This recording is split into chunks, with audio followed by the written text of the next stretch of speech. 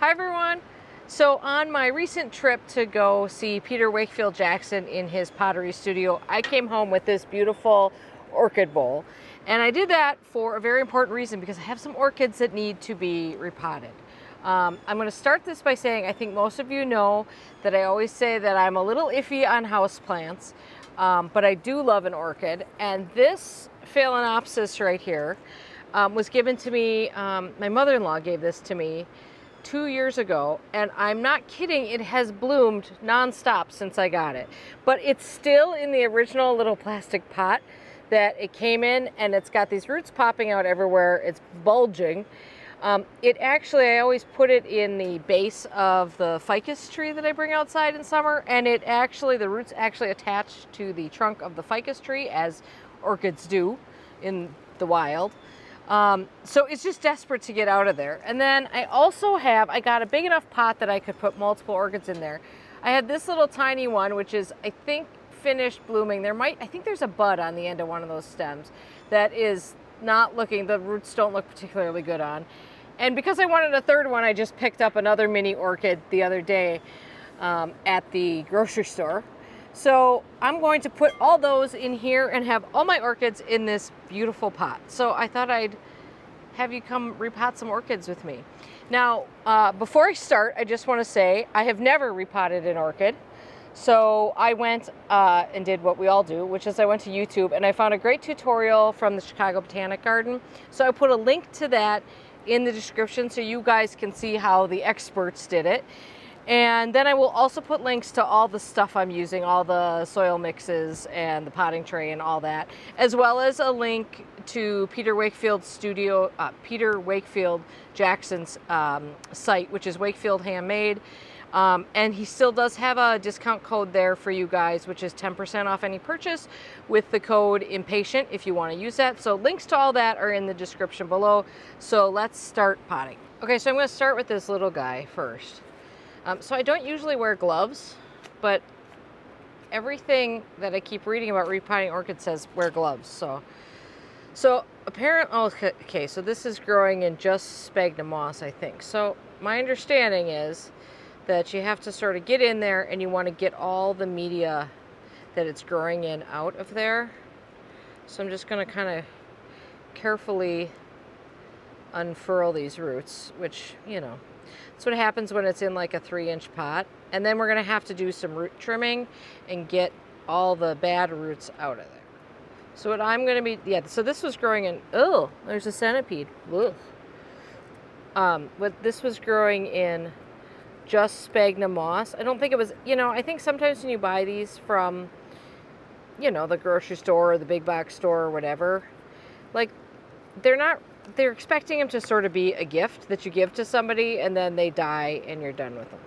So they're not really like set up for the long haul the way you get them. So this root right here, see, it's all flat and there's nothing in it and it's definitely brown. That's gonna have to go for sure. So I'm just gonna nip that off.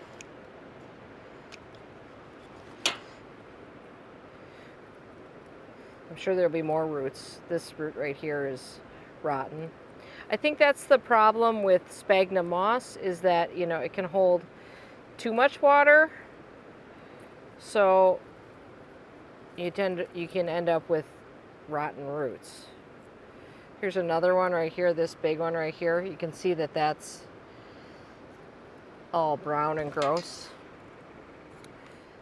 Now on the flower stalk, you are supposed to cut flower stalks off when they're done, but I do see a fresh bud in the very end of that. So I'm just gonna cut off this little branch of it and leave that other one. I can always cut it back later. So this is sort of a limey green colored one. Okay, here's some more. Here's a root that you can see up here it's a big root too, but so apparently you want to cut into just at the end of the bad tissue. You don't want to cut into the good part. Here's some more highly sketchy roots. Here's one that's all flat and brown, so you can tell that that's bad. completely gone. Now this one isn't colored particularly well, but it's well, at the bottom it's bad. So I think I'll just cut the tip of this off right here. But the rest of this feels, you know, it feels turgid, and it's sort of, I mean, these roots tend to feel sort of succulent. Okay, so I think that's pretty much ready to roll there. I'm gonna set that aside for now, and we're gonna go into the big guy here. And I suspect I'm gonna have to cut this pot off, which is fine. I don't need it for anything else, because this thing is like jammed in there so hard, and I don't want to do anything to traumatize it further. Oh man, okay. Oh dear. This is gonna take a while to unwind, I think. And also growing pretty much all in sphagnum. By the way, you wouldn't normally repot an orchid when it's in flower, but like I said, this one has been in flower for 2 years. And second of all, I just got that pot and I want to put plants in them. And third of all, they're coming in for the summer. They do spend or coming in for the winter, I should say. They do spend their winters oh my gosh. They do spend their summers outside, and I think that's why they are doing as well as they are doing, even though I'm no orchid expert. You can see that there are some discolored leaves on here. Whether that's a function of it being too wet this summer, or being, you know, having no root room here, or what, I don't know. But I think I'll leave those leaves. I might take this one right here is the yellowest of them. I think maybe I'll cut that leaf off, but I'll leave the rest of them, and I can always, it's easy to pop those off later if that is obviously an issue.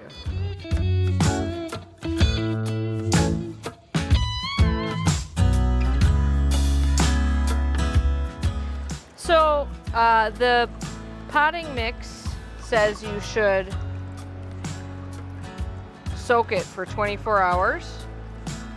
I did not soak it for 24 hours. It probably soaked for 4 or 5.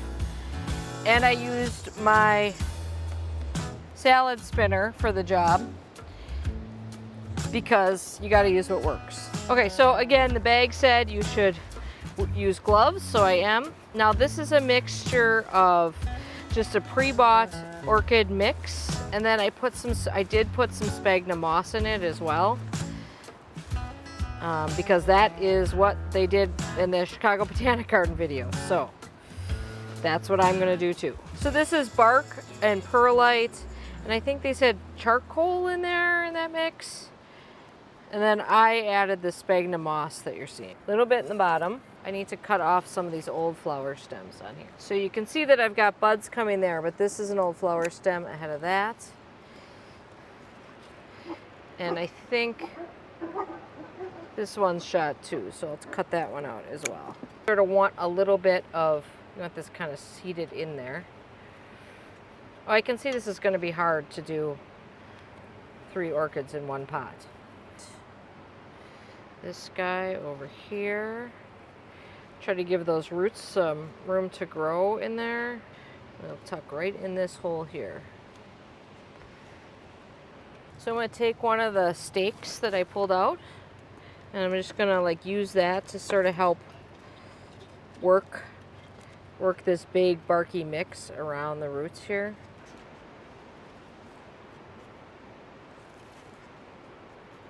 Okay, so that wasn't too painful, at least for me. Let's hope the orchids are okay with it. It looks so much prettier. It looks so much better in one of these beautiful pots. Now, there's a couple things about this pot that are gonna make this orchid hopefully very happy. One, the pottery will breathe a little bit, so you get some more airflow. And then of course it has these holes in it, so you're not going to have to worry. And of course there's a big drainage hole in the bottom, but there's also holes on the side, which will allow a lot of airflow in there. And you know, the one thing with orchids is they do not want to be constantly wet. They want humidity, but they don't want to be sitting in anything wet. So that will help with this. Now, one of the things that I learned in that video from the Chicago Botanic Garden is that I'm not going to water this plant right now. Normally, after you'd repot something, you would water it right away to make sure there are no air pockets. Well, this mix has been pre-moistened So there's plenty of water in there for right now. We're not going to water this for at least a week, and then we'll take a look at it. And I'll just keep an eye on it. Now, if some of these leaves continue to look a little off color, I will just remove those, and hopefully we'll have lots of blooms to come. But I think this is, for one, this is so much prettier. For two, it's so much easier to care for one pot than it is for these little guys, because those little guys need water all the time.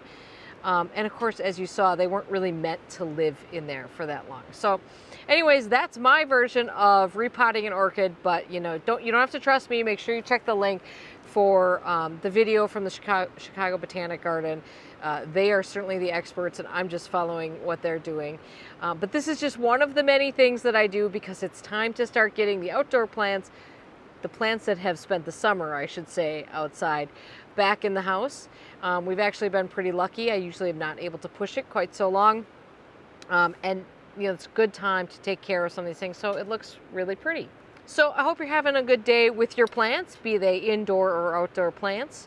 And let me know what you think about my repotting. I'm sure there are some orchid experts out there who have additional tips. I welcome any input in the comments.